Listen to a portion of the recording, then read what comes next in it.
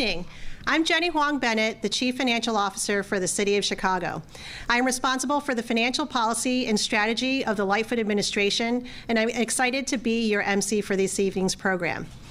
As a daughter of Taiwanese immigrants, I am thrilled to highlight the diverse leadership and innovation of so many of Chicago's Asian American Pacific Islanders, or AAPI communities. Before we get started, I'm honored to introduce Mayor Laurie E. Lightfoot. Equity and inclusion have been the mayor's North Star since day one and are central to every action taken by her administration. As we all know, the mayor is a woman who walks the walk as well as talks the talk, as evidenced by the actions of her administration, her leadership team, and tonight's event. With no further ado, I'd like to invite Mayor Lightfoot to share some remarks.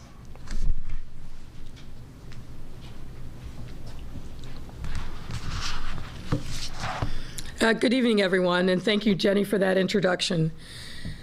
We're here tonight to celebrate Asian American and Pacific Islander Heritage Month and uplift the many individuals and organizations joining us today who have been champions of and advocates for AAPI communities, both in Chicago and beyond its borders. The individuals and organizations we are celebrating tonight have long-lasting positive impacts on our city and across numerous fields and industries. And this includes Teresa Lee, the original dreamer, who you'll hear from later tonight, whose courage and perseverance led to the creation of the original DREAM Act, as well as members of my team who are part of the AAPI community and work tirelessly every single day in service of our great city. I'm immensely grateful to work alongside them as mayor, and it's my great honor to celebrate their accomplishments this evening as well. The AAPI community is among the most diverse communities in our entire country, with over 50 countries represented and the largest single immigrants within it. The AAPI community also has a long history that stretches back centuries here in Chicago. For example, our Chinese immigrant community is among the oldest, having moved here from the West Coast after the Great Chicago Fire in search of new opportunities.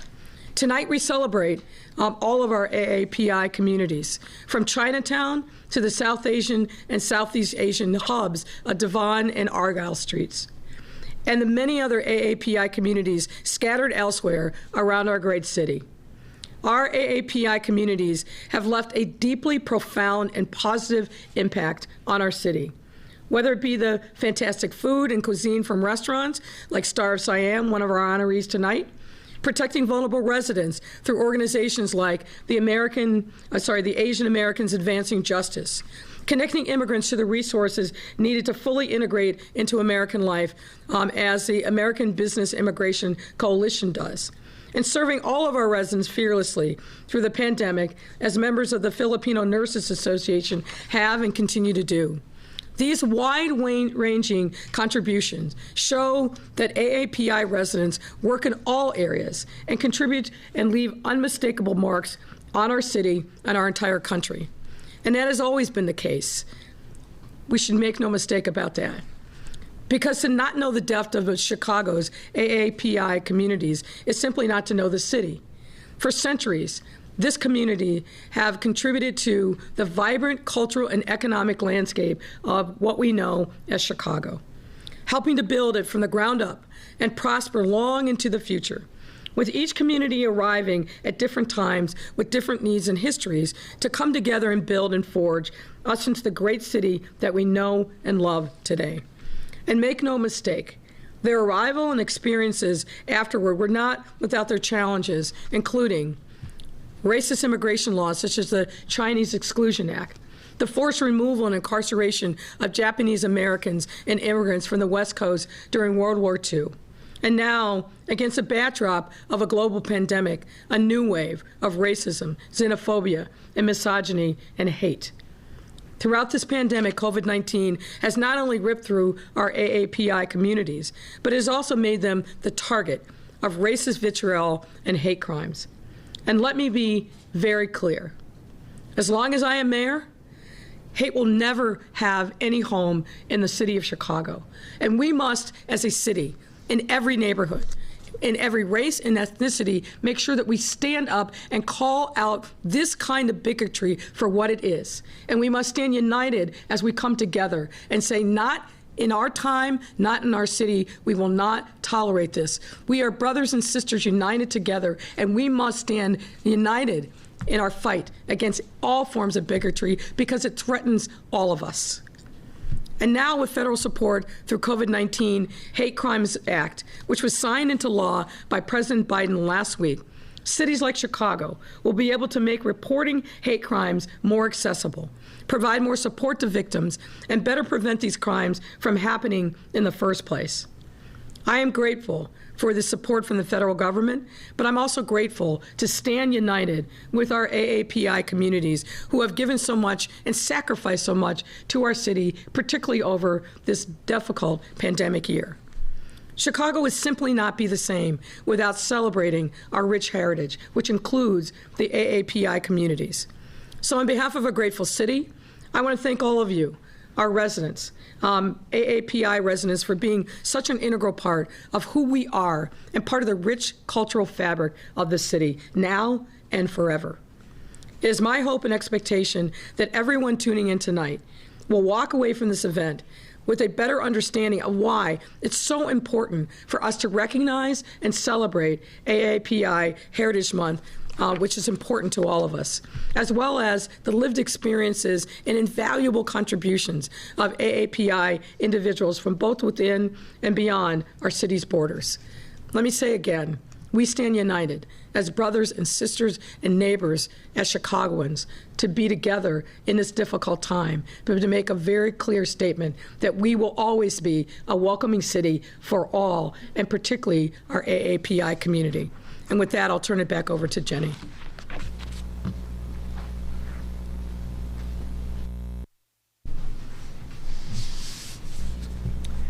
At this point, we'd like to introduce the Water Commissioner.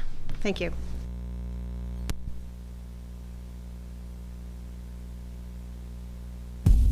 Good evening. My name is Josina Morita, Commissioner at the Metropolitan Water Reclamation District of Greater Chicago and proud chair of the Asian American Caucus. On behalf of all of us, State Senator Ron Villavalon, State Representatives Teresa Ma, Jennifer Gong Gershowitz, Denise Wayne Stoneback, Janet Yang Rohr, Lake County Treasurer Holly Kim, and Lake County Board Member Paras Parekh, as well as McLean County Board Member Sharon Chung, we want to wish everybody a happy Asian Pacific American Heritage Month. This year has been a difficult year for our community. It's so important that we come together to celebrate our community, to show unity and solidarity, to support one another, but also to take this year to educate ourselves, educate others about who we are as Asian Americans. We have an unprecedented opportunity to pass the Teaching Equitable Asian Americans Community History Act, and the General Assembly. Illinois is poised to become the first state in the country to require Asian American history in K-12 public schools. This is an incredibly important step to ensure that the next generation truly understands who we are as Asian Americans and to build bridges and connections across communities. So as we celebrate our community this month, we also want to make a commitment to continue this work.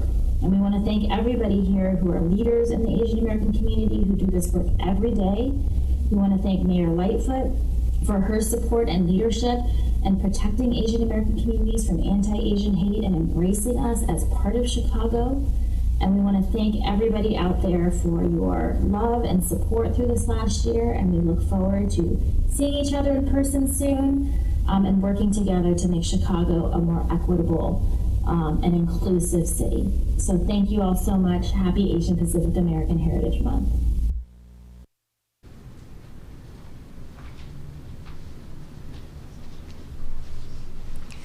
Before we begin tonight's program, we would like to acknowledge the members of the Mayor's Office Asian American and Pacific Islander Community Engagement Council. This council is one of 5 engagement councils designed to give diverse immigrant communities a direct connection to the Mayor's Office, where members can share ideas and concerns with us, and we can also look to community for advice, guidance, and support. Each council includes local community leaders who are committed to the betterment of their respective community. It is my privilege to introduce the members of the AAPI Engagement Council to you tonight. Grace Chan McKibben, Chair of the Coalition for a Better Chinese American Community. Neha Gill, Apna Gar. Shobhana Jory Verma, Sapri. Lily Kim, DePaul University. Danae Kovac, Hannah Center. Angie Lobo, Indo-American Center. Joey Mack, Chicago Blend. Dennis Mondero, Chinese Mutual Aid Association. Chitra Nair, Apna Gar. Susan Patel, entrepreneur. Dr. Dilara Saeed, Illinois Muslim Civic Coalition. Smita Shah, Spantac. Sufyan Sohol, CARE. Six San, Cavoice. And Yaman Veen, Lotus Financial Partners Incorporated. And at this point, I'm pleased to introduce Bart Moy, who will kick off our program for the evening.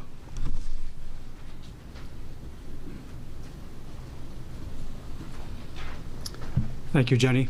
Good evening. I'm Bart Moy from the Mayor's Office Community Engagement Team.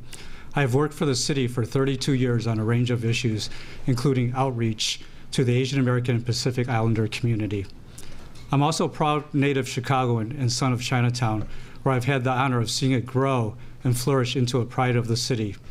Chinese Americans have been part of Chicago for a very long time, first arriving in the 1880s, not long after the Chicago fire. And tonight, as a founding member of Asian Americans Advancing Justice, it is my privilege to honor Andy Kane, their executive director, for protecting the civil rights of all Asian Americans in our city, whether they be newcomers or the great-great-grandchildren of immigrants. Andy's range of accomplishments and contributions cross many issue areas. Andy was one of the lead negotiators and strategists for the Illinois Trust Act, the Voices Act, and automatic voter registration. He helped secure the first ever state funding for hepatitis B outreach and education and advocated successfully to strengthen Chicago's Welcoming City Ordinance. Andy worked on improving Chicago's language access ordinance and oversaw Advancing Justice, Chicago's poll monitoring operation to protect the rights of limited English proficient voters as required under the Federal Voting Rights Act. Andy is leaving Chicago at the end of June to become the new executive director of the Pennsylvania Immigration and Citizenship Coalition. He promises he will remain a lifelong White Sox fan, even from afar. He will be missed. Congratulations, Andy.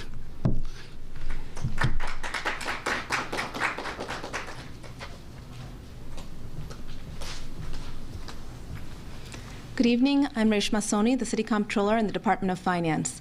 The Department of Finance provides effective and efficient management of the city's financial resources.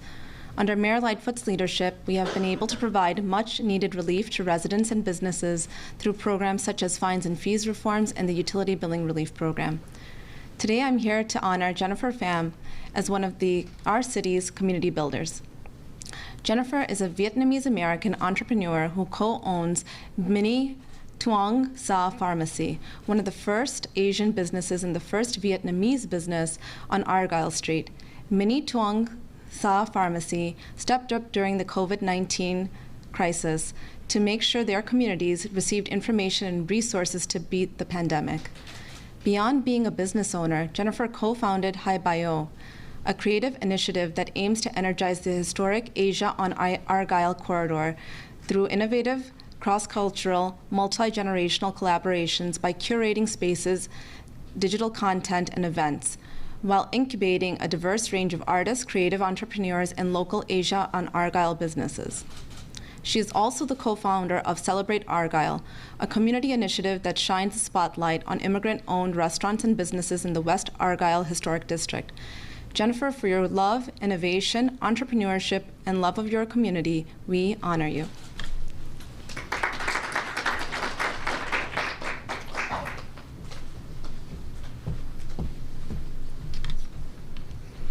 Good evening. I'm Jacinta Wong, Deputy Director for the City of Chicago City Key Program at the Office of the City Clerk. The Office of the City Clerk is one of the largest offices in the city, serving 1.2 million Chicagoans annually. It serves as a bridge between community and government, focusing on making government and Chicago services more accessible to Chicagoans. Bridging gaps and advocating for communities is what I learned growing up in Chinatown. They teach this lesson well because tonight I am honored to recognize Rebecca Shee, a dear friend who is a fierce advocate and leader. Rebecca is the president of American Business Immigration Coalition, ABIC, a bipartisan coalition of 1,200 CEOs, employees, university presidents, and advocates across 13 states. ABIC's mission is federal immigration reform to bring our immigration system to the 21st century, grow the economy, create jobs, and provide a path to citizenship for 11 million undocumented workers. Rebecca is a champion for her community and outside of ABIC works to ensure immigrants are included on the federal, state, and local level. She also served as a co-chair for the city's Census Committee, helping Chicagoan communities get counted in the 2020 census. We are a better city because of her dedication to our communities. Thank you, Rebecca.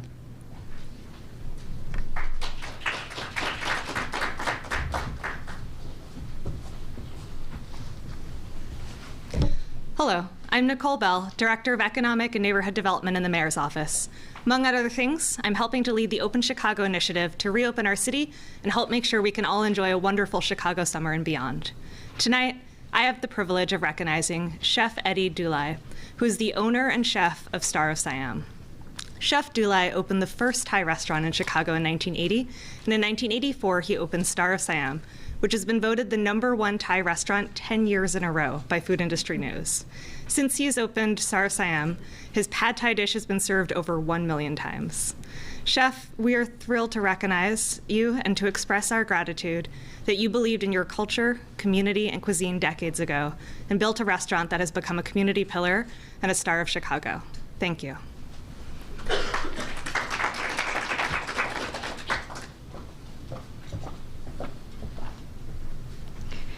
Good evening. I'm Rupal Bapat, the Deputy Commissioner of Public Vehicle Licensing Operations in the Department of Business Affairs and Consumer Protection, the best department in the city. Like Bart, I've worked for the city for a very long time.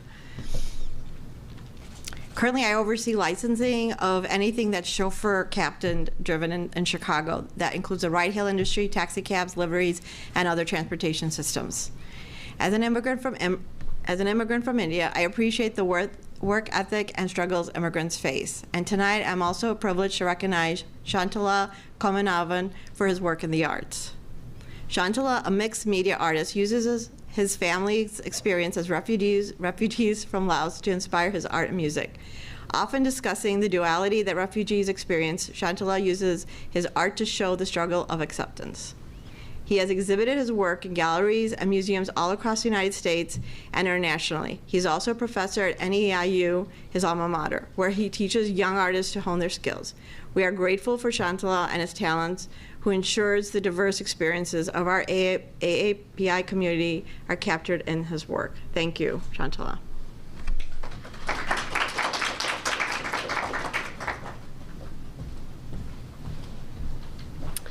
Good evening. My name is Susie Park, and I am the Director of the Office of Budget and Management. At OBM, we are responsible for preparing and executing the city's annual budget, and we drive management reforms that improve the city's fiscal condition to increase taxpayer value for all Chicago residents. This evening, it is my privilege to honor Dr. Kim Fountain, a longtime advocate and leader for her contributions on behalf of the LGBTQ+ community. Dr. Fountain is the COO of Center on Halsted and the Finance Committee Chair of the Board of the National Asian Pacific American Women's Forum. She holds a PhD in anthropology with a focus on identity-based violence and has worked in the LGBTQ+ movement for the last 26 years. She sits on a number of systems-based committees, including the Chicago Mayor's Office of Advisory Council on Women and the Board of Commissioners for the Chicago Commission on Human Relations. In each role, Dr. Fountain works to make sure the city is responsive and accessible to all communities that she represents. We are grateful for Dr. Fountain's leadership and the mark she has made and continues to make in the city. Thank you, Dr. Fountain.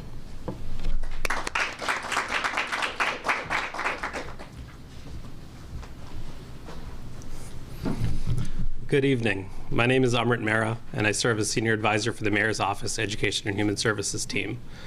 The mission of our team is to maximize opportunities, promote just policies, and advocate for systems and resources that enable lifelong learning, health, well-being, with an unwavering commitment to equitable outcomes for all. I am also a proud first-generation Indian immigrant and a son of immigrants from India. This evening, I am thrilled to be recognized, to recognize an advocate who promotes just policies for people living with disabilities, Jae-Jin Pak. Jae-Jin Pak, a community education and training coordinator for the Institute of Disability and Human Development at UIC, is a social justice advocate, an educator, and ally with over 25 years of experience working on issues like gender-based violence, disability, and cultural competency. His core values of collaboration and recognizing intersectionality, as well as being an Asian immigrant with disabilities, allowed him to build strong connections with diverse communities and providers. His work in accessibility and promoting policies that consider the needs of all Chicagoans makes the city a more equitable and accessible place for all. Thank you, Jae-Jin.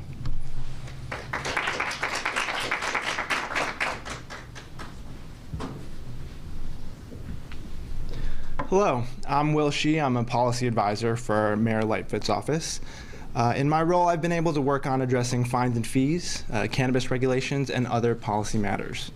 The work that we've done together helps to advance the ideal of making government work for community. And tonight, I've been asked to honor Dr. Rohani Nayan, the CEO of Chicago Muslims Green Team. Originally from Kuala Lumpur, Malaysia, Dr. Nayan holds a PhD in curriculum and instruction from the University of Wisconsin-Madison. Her current work as the CEO at Chicago Muslims Green Team focuses on education for ecological responsibility, sustainable community practice, and planting the seeds for a mindful, eco-friendly lifestyle based on Islamic ethics. She believes that it is the little seeds that are planted that allow us to create more sustainable practices to help our environment. As the Malay saying goes, one that Dr. Nayan often cites, a little bit at a time builds a mountain.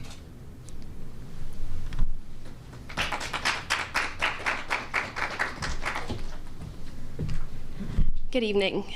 I'm Sarah Salim Russell, the Youth Programs Project Manager in the Mayor's Office Education and Human Services team.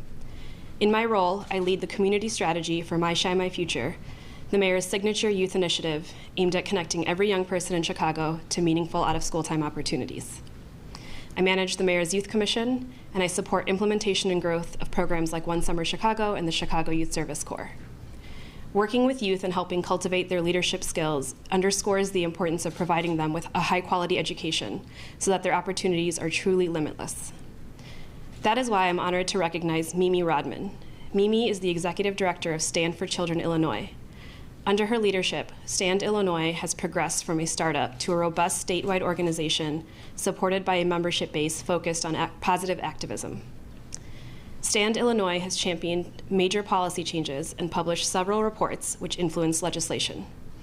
Stand Illinois has also innovated and scaled a suite of family engagement programs, partnering with parents and neighborhood public schools in underserved areas of Chicago. Thank you, Mimi, for using your skills and talents to help make the future of our youth that much brighter.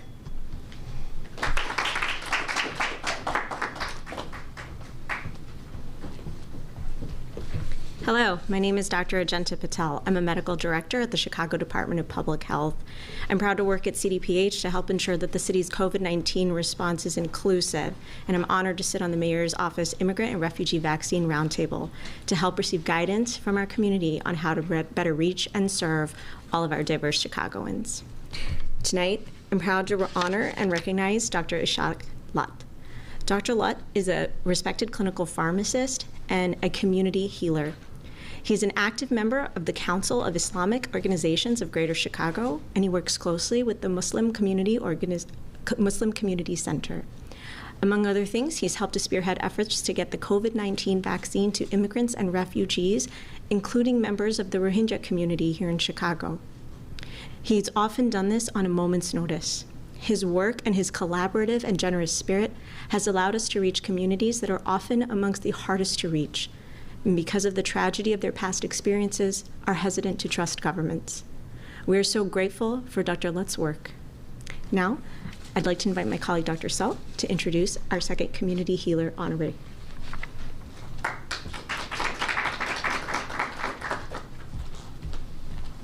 Thank you, Dr. Patel. Good evening. I'm Dr. Jennifer Sudd, Chief Medical Officer at CDPH. We at CDPH have spent the past year working with our colleagues across the medical field who have been on the front lines serving and treating thousands of Chicagoans who have suffered from this virus. It has been a long and difficult journey, and while there are moments of hope like the vaccine and a reduction in transmission, the trauma that this pandemic has inflicted is long-lasting, especially within our AAPI communities, where we face not only the threat of illness, but unfair blame for it. It has been difficult. And there is a group of community healers who have disproportionately borne the burden of this pandemic. Tonight, we honor the Filipino Nurses Association of Illinois and their members for their dedication and their sacrifices. Founded in 1957, it is considered the professional voice representing Filipino nurses in Illinois. Their president, Florence Palmyra, who came to the U.S. years ago as a young nurse, is accepting this honor on behalf of the association. Filipino nurses make up only 4% of the nursing profession in the U.S., but 1/4 of the nurses lost to COVID-19 have been Filipino American. This disproportionate burden likely reflects the fact that many of these nurses come to the U.S. on special visas to work in frontline essential hospitals that serve some of the poorest communities in our city and the nation. These communities were also among the hardest hit by COVID-19, and the hospitals serving these communities are also among the least resourced. For your heroic service and sacrifices, we thank you and honor you. At this time, I'd like to invite Mayor Lightfoot back to the podium.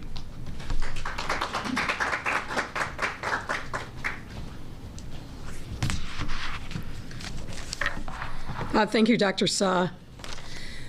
Before I talk about our Legacy Award winner, I want to mention somebody who has been iconic in our community, but recently passed away, and that's Bernie Wong, a core critical member of our Chinatown community, but really someone who mentored and spawned activism in the AAPI community for many, and many of tonight's honorees.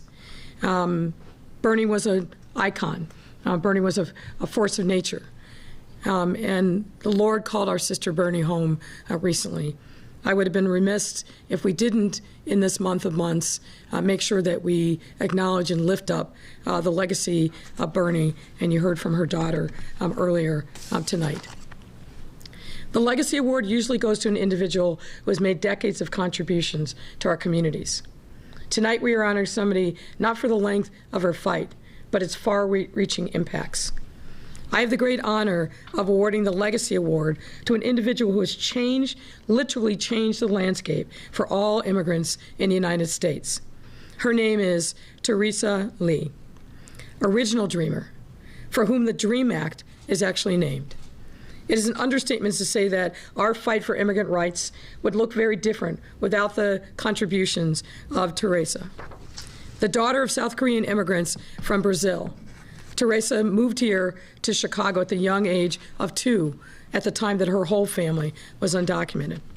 Her hardworking parents, who could not afford piano lessons for her, bought her a piano, which she taught herself to play on. Teresa's passion for piano grew stronger and stronger, and eventually led her to win a prestigious piano competition and perform with the Chicago Symphony Orchestra as just a teenager. Her amazing musical talent and experience would eventually become her entree into the world of immigration activism. Teresa confided in one of her teachers and explained that she was unable to apply for college because of her immigration status. Several of her teachers then contacted our senior senator, Dick Durbin, to help. Moved by Teresa's story of determination, sacrifice, and perseverance, he co-sponsored the DREAM Act in 2001, an act that would allow Teresa and many others like her to have a clear path to citizenship. Decades later, unfortunately, the federal DREAM Act is still not a reality. But Teresa hasn't given up hope.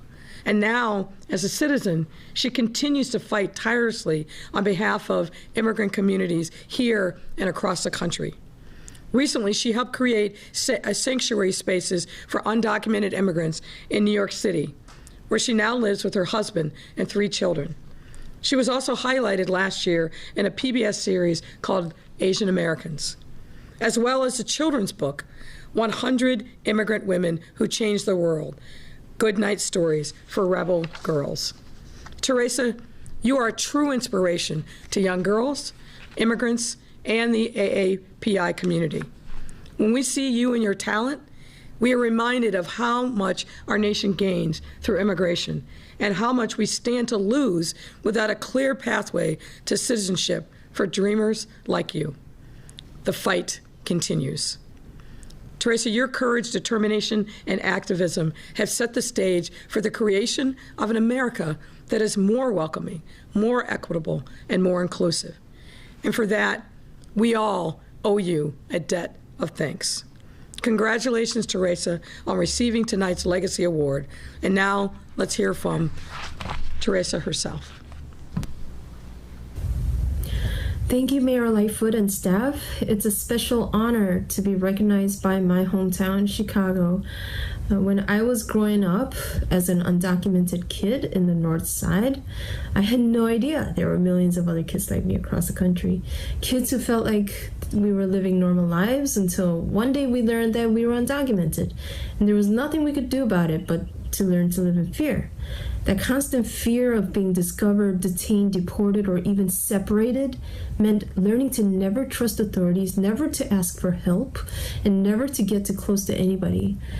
When I finally told the truth to Ann Monaco, the most trusted adult in my life, who had helped me to get enough scholarship to study at Merit School of Music, I almost convinced myself that she would turn around and report me, that I would be arrested at any moment.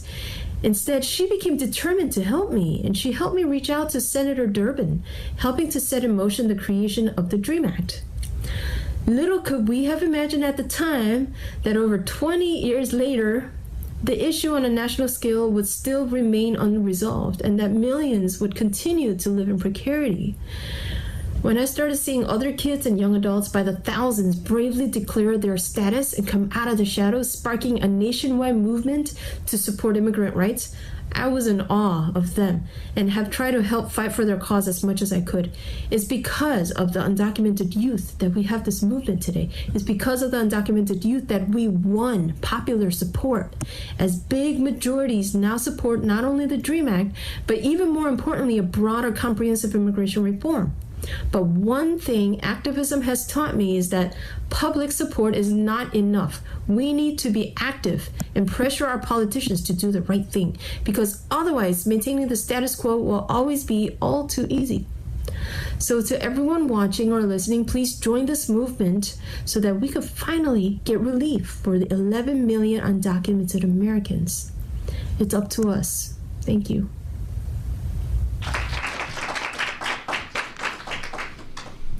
Teresa, thank you so much for sharing your story and for your call to action. Good evening. My name is Samir Mayakar, Deputy Mayor for Economic and Business Development. In my role, I work to further develop and support Chicago's 77 neighborhoods, including the initiatives that provide billions of dollars of investment across our great city. As a son of immigrants from India, I want to thank Teresa Lee again for her moving words and for daring to live the American dream.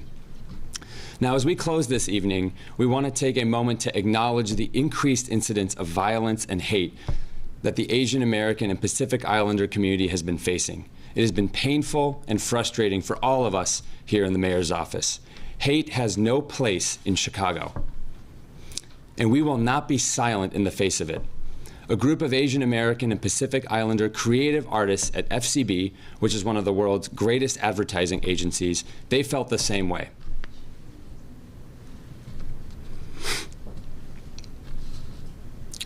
Now, over the past few weeks, they used their talents to create a PSA for the city that we are debuting tonight. It's meant as a message of hope and resiliency for the AAPI community and a call for unity to all Chicagoans to stand together to stop Asian hate. Thank you again for joining us tonight to celebrate Chicago's Asian and Pacific Islander community. And now, here's the video.